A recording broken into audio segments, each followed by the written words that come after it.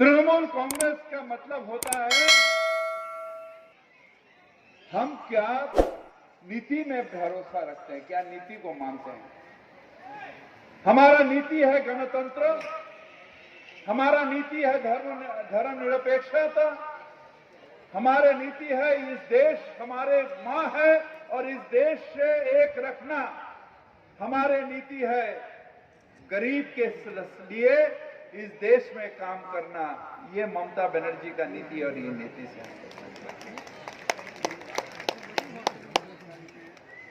हमें कोई आपत्ति नहीं। बहुत सारे आदमी कहते हैं ना जय श्री राम जय श्री राम, पुजारी जी भी कहते हैं जय श्री राम, बहुत सारे भाई कहते हैं जय श्री राम, कोई आपत्ति नहीं है। मगर आपत्ति वहां पर है जब राम के नाम बदनाम किया जाता है, तब हम कहते हैं देखो ये दीवानों ये काम ना करो, राम के नाम बदनाम ना करो।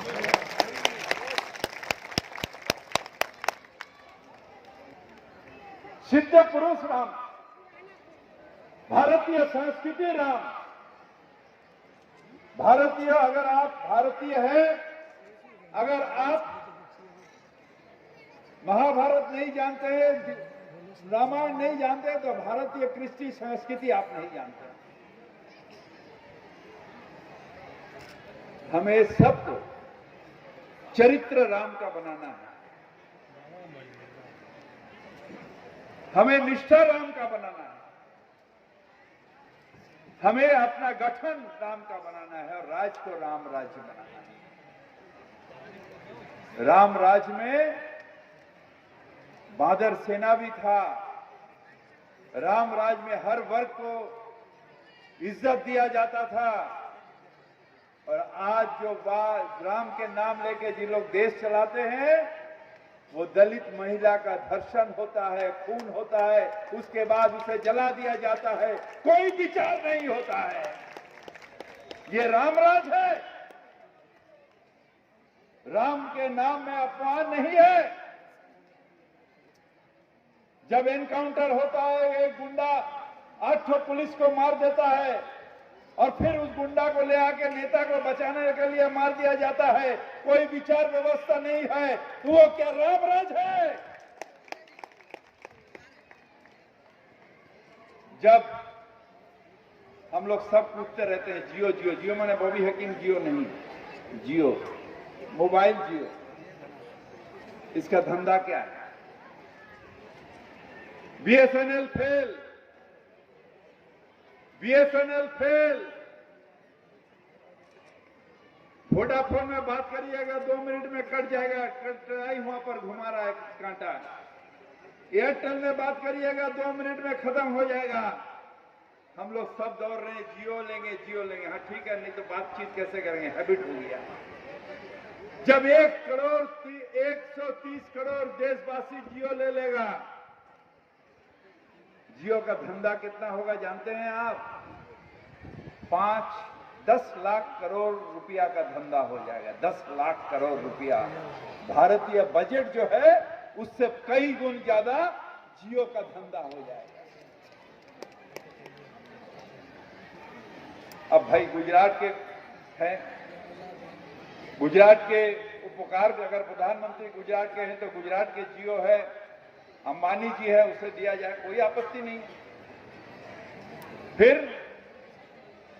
फिर दूसरा ले आए। दूसरा क्या ले आए? हमारे किसान नीति, किसान के 300 बिल ले आए। 3 बिल किसान के।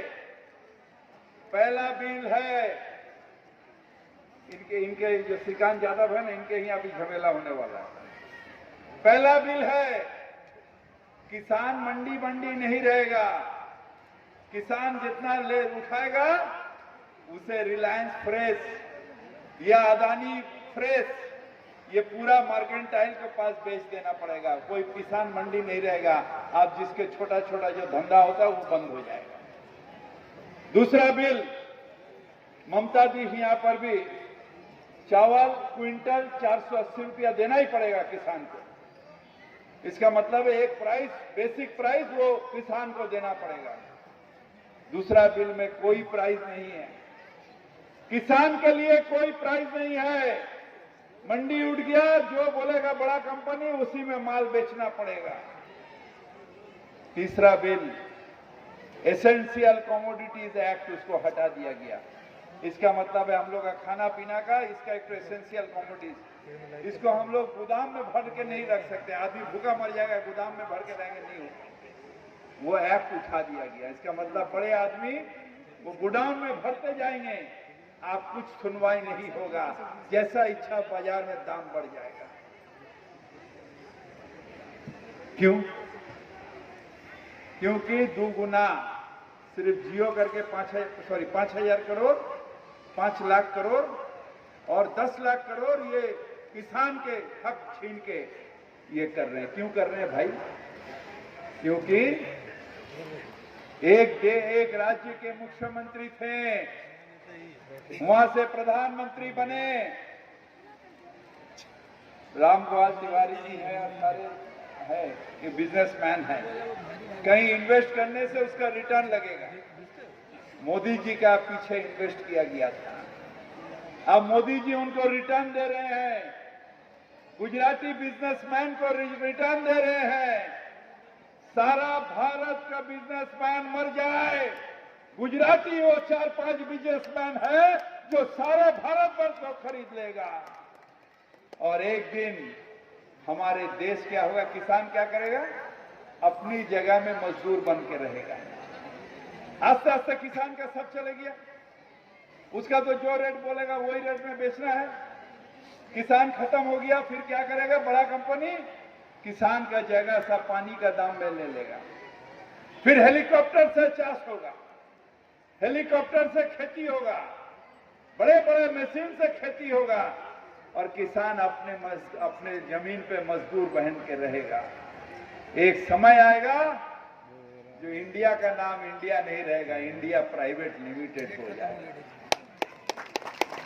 वो बुद्धू है, वो बुर्बक है जो सोचते हैं जो बीजेपी हिंदुवता का प्रतीक है। नहीं है। जो देश का नहीं बन सकता वो हिंदू मुसलमान का क्या बनेगा? नहीं है। जो देश का भाग्य बेचने का प्रबंध करता है, ना वो हिंदू का हो सकता है, ना मुसलमान का हो सकता है, ना क्रिश्चियन का हो सकता है। अपना मां को बेचता है। कहते हैं भारत माता की जय, भारत माता की जय।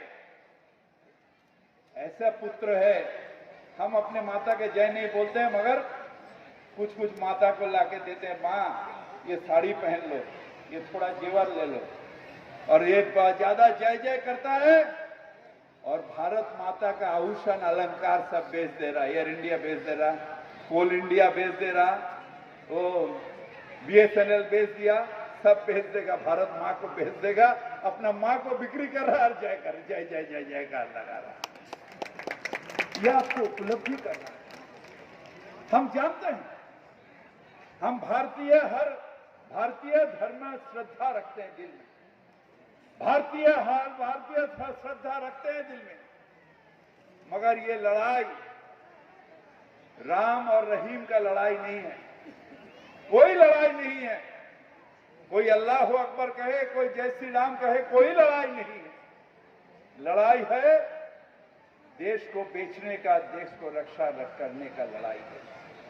धर्मनिरपेक्ष क्या अम्बेडकर जी बुद्धू थे, नेहरू जी बुद्धू थे, गांधी जी बुद्धू थे, मौलाना अबुल कलाम आजाद बुद्धू थे, तिलक साहब बुद्धू थे? नहीं, ये बुद्धू नहीं थे। ये ऐसा संविधान बनाया जो हमारे सारे देश के धर्मनिरपेक्ष, क्या अपने अपने धर्म मानो और सबके साथ मिलजुल के भारतवर्ष में। कहा गया जो भाई अगर पाकिस्तान बन गया और वो मुसलमान राष्ट्र हुआ तो क्यों भारतवर्ष को हिंदू राष्ट्र नहीं बनाया जाएगा? उस समय नेहरू जी की कहा था नहीं, पाकिस्तान में 1/3 मुसलमान गया है, 2/3 मुसलमान भारत में है और देश भाग कोई समाधान नहीं होता है। महाभारत में हस्तिनापुर को भाग करके इंद्रप्रस्थ बनाया गया था, फिर भी महाभारत के युद्ध हुआ था कि नहीं? तो देश भाग कोई समाधान नहीं हो